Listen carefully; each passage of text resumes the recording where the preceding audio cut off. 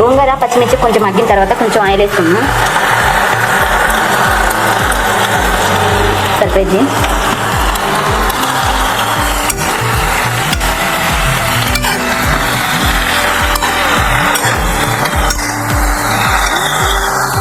ఇదైతే మగ్గనియాలి. ఇదైతే కలపాలి.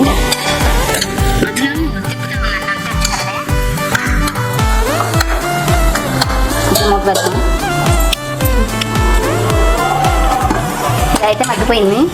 ఇదైతే ఇప్పుడు మిక్సీ పట్టాలి. సిమ్లోకి వేసేస్తా. ఇప్పుడు ఇదైతే ఏం వేసే పని లేదు.